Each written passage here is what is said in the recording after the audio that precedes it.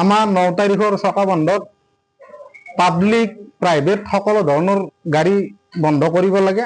আমি সকলোকে মানে পাব্লিক হওক বা প্ৰাইভেট গাড়ী হওক বন্ধ ৰখাৰ কাৰণে আহ্বান জনাইছো।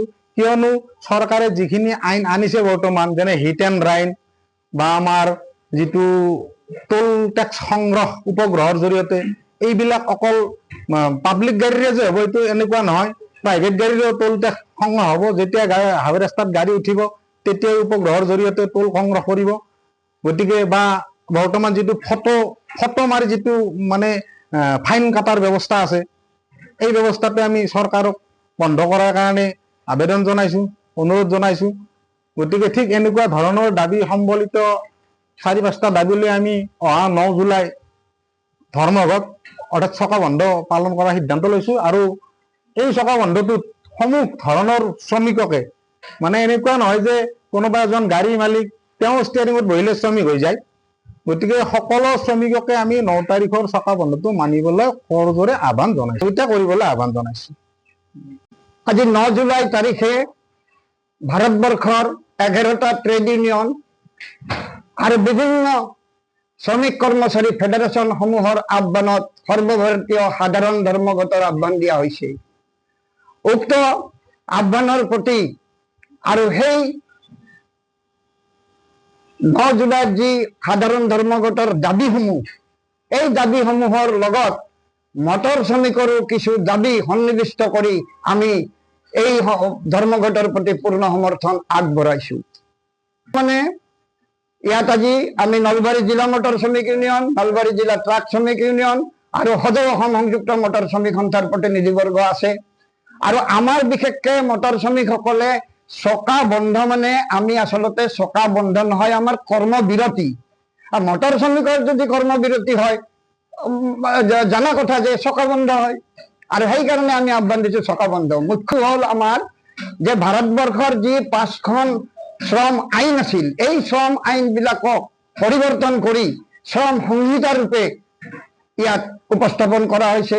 লগে লগে মটৰ শ্ৰমিকৰ ওপৰত এখন আৰু আইন আনিছে, হিট এণ্ড ৰান আইন।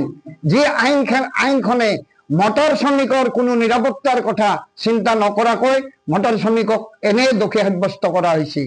এই দাবীখিনি আমাৰ যিটো আছে বৰ্তমান ধৰ্মঘটৰ সমৰ্থনত, প্ৰথম দাবীটো হ'ল আমাৰ অসমৰ কাৰণে যে অসমত যিখন মটৰ শ্ৰমিকৰ সামাজিক নিৰাপত্তা ও কল্যাণ আঁচনি অসম চৰকাৰে গ্ৰহণ কৰিছে, এইখনৰ কাম অতি ত্বৰান্বিত কৰাৰ বাবে আমি বিনম্ৰভাৱে অসম চৰকাৰক আবেদন জনাইছো।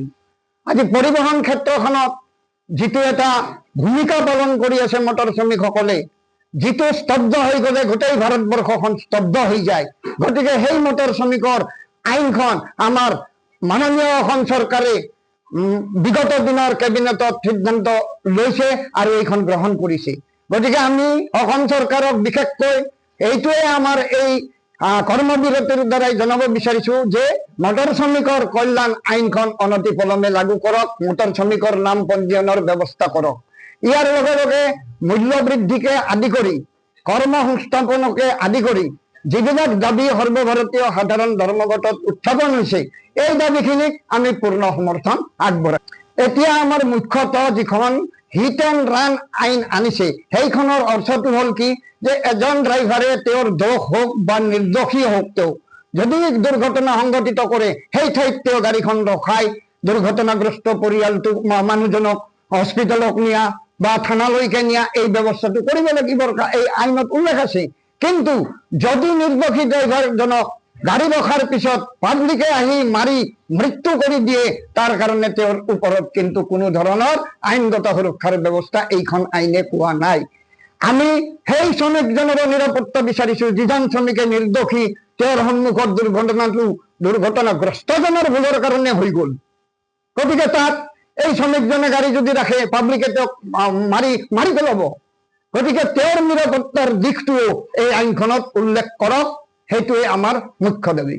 যিকোনো খবৰৰ বাবে যোগাযোগ কৰক 7099017330 লগতে 7099017110 নম্বৰত।